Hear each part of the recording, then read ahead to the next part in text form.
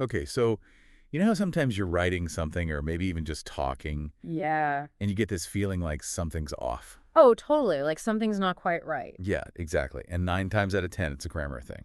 It really is. It's amazing how much grammar impacts how we understand things. So today we're going to deep dive into some of the most common grammar mistakes, The ones that can trip up even the best of us. and we'll unpack why they happen and how to avoid them. Yeah, because we've got a bunch of sources here that lay out all these usual suspects. Subject-verb agreement, homophones, apostrophes, the whole gang's Oh, here. we're not just going to skim the surface. Oh no, we're going deep. We're going to really understand these things so we can all become grammar masters. All right, let's kick things off with subject-verb agreement. Okay, so this one sounds simple enough, right? The verb needs to agree with the subject, But you'd be surprised how often this trips people up. especially when you've got these long sentences. Yeah, with tons of phrases and clauses in between the subject and the verb. Your brain has to do like a mental gymnastics routine, just to keep track of what's going on. Seriously, it's like a grammatical obstacle course. And then you throw in those tricky collective nouns. Oh, yeah, like family or team.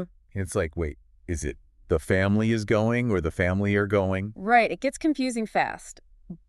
But the key here is to figure out if you're talking about the groom as a single unit Okay. or as individuals acting independently. So like if the whole family is doing something together, Exactly. Then it's the family is. but if each family member is off doing their own thing. Right, then it's the family are. Got it. So it's all about the context. Absolutely, context is key. Okay, so we've tackled subject-verb agreement. Now let's move on to the land of homophones, Those sneaky words that sound the same. but have totally different meanings. And our sources highlight a classic trio. The infamous there, and there. Oh yeah, these three are notorious for causing grammar mix-ups. But don't worry, I've got a little trick to help you remember, which is which. Okay, I'm all ears. So picture there with the word here inside it. Here, inside there. Right, because there is all about location. Like over there. Exactly. Okay, what about there? Well, there has that apostrophe, and that apostrophe is like a little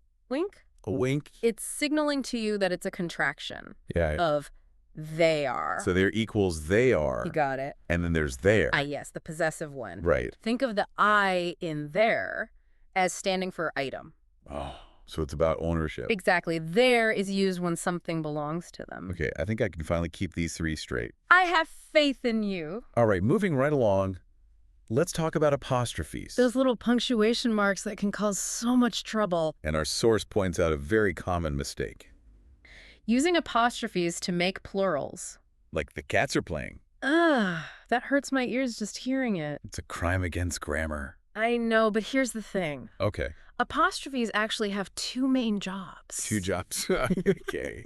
One is to show possession. Right, like the cat's toy. Exactly. The toy belongs to the cat, so we use an apostrophe S. And the second job, Is to create contractions. like can't. Exactly, which is short for cannot. So if you could just remember those two functions, Possession and contraction. you'll be an apostrophe pro. No problem. All right, now let's talk about a mistake that's less about a specific rule. And more about just good writing.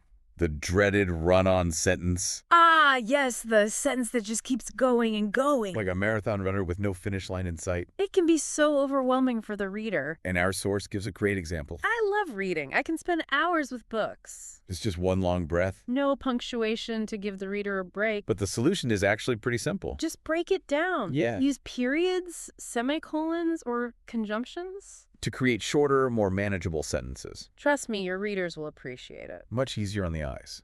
And the brain. Okay, speaking of things being in the wrong place, Let's move on to misplaced modifiers. those descriptive words or phrases that can really mess with the meaning of a sentence. If they end up in the wrong spot. Our source has a hilarious example. Okay, let's hear it. The man rode a horse in a red jacket. Now, wait a minute. I know, right? Was the horse wearing the red jacket? It paints a pretty funny picture. But not the intended one. The key takeaway here is to make sure your modifiers. Are placed close to the words they're modifying. So the correct sentence would be, The man in the red jacket rode a horse. problem solved. Clarity is key. Absolutely. All right, now let's tackle those tricky pronouns. These little words can cause a lot of confusion. And our source highlights a common error. Me and him went to the store. Okay, so I can hear that something's off, Yeah. but I can't quite explain why. It all comes down to subjective versus objective pronouns. Subjective and objective, all right. So he and I are subjective pronouns, Okay. meaning they're the ones doing the action. They're the subjects of the sentence. Exact. And him and me are objective pronouns. Right, meaning they're the ones receiving the action. So in our example sentence, He and I are the ones going to the store. they're the ones doing the action. Right, so the correct version would be He and I went to the store. bingo. Okay, I think I'm starting to get the hang of this. You're doing great. And finally, let's talk about prepositions. Those little words that tell us where or when things happen. Like in, on, at, from. The problem is sometimes they overstay their welcome. You mean like when people say, where are you at? Exactly, that extra at is totally unnecessary. Where are you? Is all you need. It's like decluttering your sentences. Less is more. Precise. So to sum up this deep dive, Even small grammar mistakes can have a big impact on how your message is received. they can make your writing unclear or even change the meaning entirely. But the good news is, There's always room for improvement. absolutely, with a little bit of practice. We can all become more confident and effective communicators. And remember, it's not just about being correct It's about using grammar as a tool. to make our writing stronger and more engaging. And now a question for you to ponder. How can paying attention to grammar not only improve the clarity of your writing? But also enhance its style and impact. Keep that in mind as you continue your grammar journey. And happy writing, everyone. Until next time.